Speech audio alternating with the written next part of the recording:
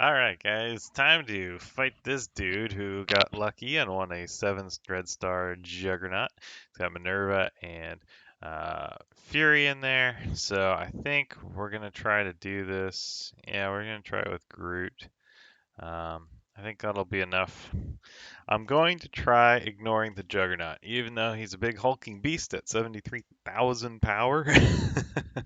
I just think that the Minerva and Pyro are probably the ones that are going to kill or do the most damage, and I can't allow Fury to share his buffs.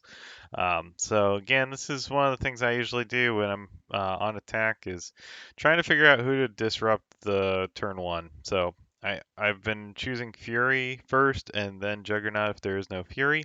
But I do believe that doing Fury first is the right call. I'm not going to hit Juggernaut because I don't want to increase his turn meter right now. And then we will. So here's the interesting thing. This is. So the 2-turn bleed from Pyro is actually more devastating than the Minerva ult. But they both can be blinded. So it's really interesting. So I'm. The thing is, though, if you let Minerva take 15% off everybody, that's pretty bad. But at least with the Pyro, since I have Groot in, I can remove his bleeds using Groot's ultimate on the turn one. So I'm actually gonna. Ah! Well, that sucks. Um, oof. Alright, well, let's cleanse. Got to save all that damage. Oh man, this is gonna be rough. Let's get rid of that little security dude. And kick through. All right, Star-Lord. And now let's try blinding some of these guys. It'll blind at least Pyro's ult. And then that'll actually that did blind her ult. So she didn't use her ult turn one, and I think it's because I hadn't done enough damage to her allies in order to make her want to heal. I think that's the mechanic. I haven't fought too many Minervas, so I'm still trying to figure her out. But we can see here, the only one that has defense up is Juggernaut. So let's go ahead and do the ult and see if we can kill that Fury. Ooh, little sliver of health. Now that's going to hurt. Um, Thankfully, it didn't hit my Rocket or Star-Lord. So I should be okay, because I'm going to get to do my Rocket ult here in a sec. And that should be pretty devastating to these losers. Um, Let's just get rid of all his buffs. There we go. And, oh, yes, there we go. All right, so if I kill Fury right now, he's still disrupted, so he can't use his special. If I kill him right now, Minerva's just going to res him, and then he's going to use his special and share defense up. So instead of using his ult, I actually am going to use the special, get some assists. Oh, and there goes Minerva. See, when Fury uses his bait or his special and he's disrupted, it does nothing, and it feels so good. All right, let's work on this Magneto, actually. I don't like the speed up that he provides to Pyro and Juggernaut. And now we got Rocket's ult ready again, so this isn't too bad. And once we kill the Pyro, we should be able to eliminate the Juggernaut 1-on-5. Um, and that should do it. Man, okay. So that wasn't too bad. Let's look at this team real quick. We got 2 minutes until it ends, so we're good. So it shows 63k because of the Stark tech missing, but it shows 177,000 health, or 12,000 damage is pretty high. 10,000 armor. Whew, man, that is a big boy. 7 red stars. But yeah, you can see like this Pyro is only 4 reds, 1 or 5 yellow, 5 yellow Magneto, or no, 6 yellow Magneto. 4 reds on his Fury is pretty nice, but Fury's more of a support character. So, all right, let's just keep banging away at this Juggernaut until he falls. He might take a few hits. Let's cleanse our Juggernaut. All right, punch in the face. Ult with the Groot. Man, that's a lot of damage. Holy shit. So if he had, yeah, it showed 177k. That was missing about 10k of his power. So that means he's probably over 200k, I would imagine. I don't know. You can't quite see stats correctly through, the in-fight menu or whatever.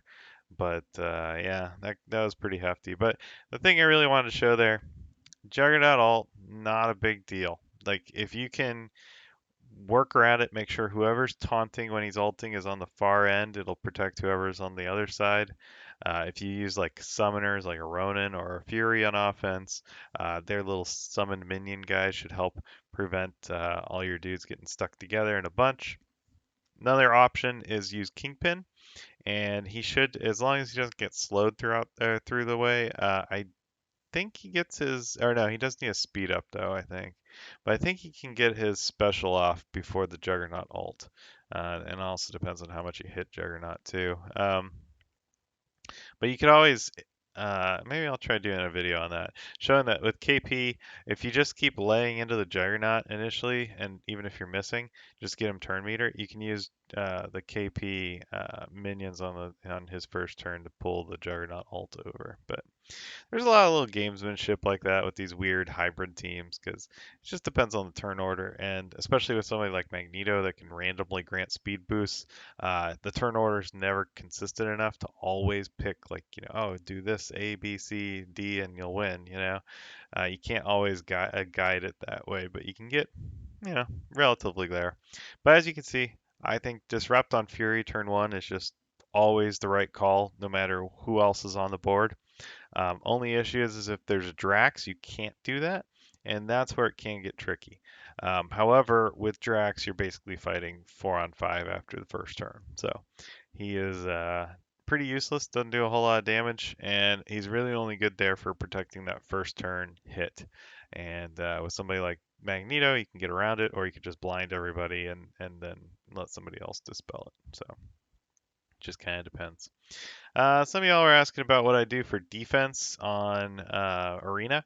So I'm usually in the top 10, top 20-ish, generally top 10, but this is what I'm running right now. I have a 5 red star Magneto. I only have 2 reds on Fury, 3 on Rocket and Star-Lord, and I think I have 4 on Juggernaut, which is pretty good. But really, I think this is a really solid setup. My Fury's almost about to hit tier 13. My Juggernaut's just about to hit tier 13. My Rocket is tier 13. Star-Lord needs a ton of tech gear before I can get him there, because Minerva is going to eat it all up first. And then Magneto is, I think he's level 70 and pretty high up there. So let me back these guys out. Yeah, so my Fury is 44k. He's got 2 orange upgrades on his ult and special. Or no, I'm sorry, ult and passive.